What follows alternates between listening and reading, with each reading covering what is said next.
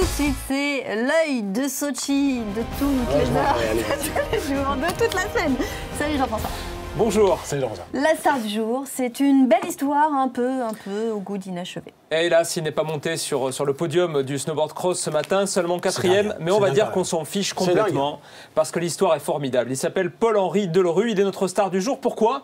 Eh bien parce qu'il y a un mois, regardez dans quel état était notre champion français. C'est bien lui, à l'hôpital, victime d'une terrible chute sur la tête en compétition. Le Pyrénéen est placé alors en coma artificiel. En se réveillant, il dit au médecin « Je ne vais pas pouvoir rester trop longtemps parce que dans 3 semaines, il faut que j'aille à Sochi. » Vous imaginez, Et voilà le résultat, c'est un petit miracle. Pour mémoire, le champion olympique de ce matin, le Briançonnais Pierre Voltier, aurait dû lui aussi rater le rendez-vous. Rupture du ligament du genou. Il n'a pas voulu se faire opérer. Il a préféré se soigner. On appelle ça savoir ce qu'on veut.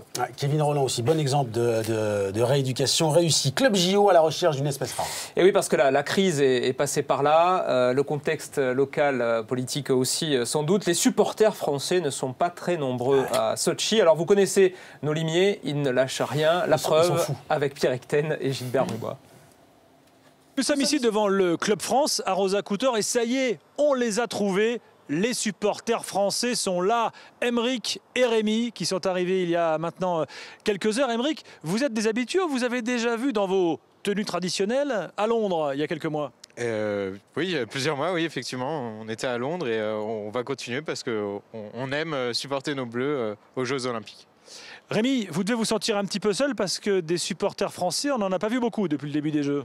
Alors effectivement, ils ne courent pas les rues. On est 3 pour l'instant et on essaie de mettre le maximum d'ambiance. Donc on va continuer cette semaine en espérant que d'autres viennent nous rejoindre. Voilà, la France est donc bel et bien représentée et en force ici à Sochi. David McCallum. Non. Bah non. Le héros, l'acteur principal de la série L'Homme Invisible. Ah bah oui. Bah voilà, il fait encore des émules, 40 ans après. C'est vrai, c'est pas faux. Pendant ce temps, Sochi, c'est tous les jours Mardi Gras. Oui, Mardi Gras, c'est repas de fête, c'est carnaval, c'est tenue bariolée. Alors à Sochi, c'est déjà la fête des couleurs, grâce aux volontaires dont les tenues font la joie de nos envoyés spéciaux. Regardez Christophe Cessieux, il a craqué. Direction les salons d'essayage, la totale, doudoune, bandeau, gants, bonnet. Regardez comme ça lui va bien. Il est fait pour être mannequin, je crois. Voilà, c'est très saillant. Alors je ne sais pas du tout si ça va devenir à la mode dans les semaines qui viennent sur les pistes, dans les stations de ski en France. Mais qui nous ramène, on met en plateau, il n'y a pas de souci. En même temps, une tenue de carnaval pour un Niçois. Jusqu'à là, c'est normal. Tu touches pas à Nice. Non, je touche pas à Nice. Regardez ça. C'est magnifique. Il est magnifique. Christophe, tu nous ramènes tout ça évidemment à ton retour. Petite stat pour la route.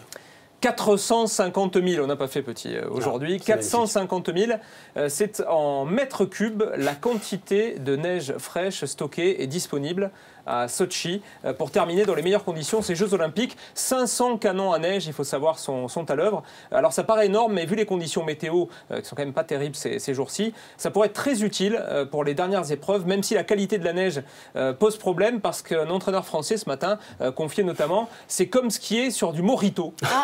Ça fait une espèce de glace pilée, voilà, mais sans les feuilles de menthe évidemment. Avec Karine, on skie plutôt au Génépi, nous ça n'a rien à voir. Ouais, c'est plus alpestre. Merci beaucoup Jean-François.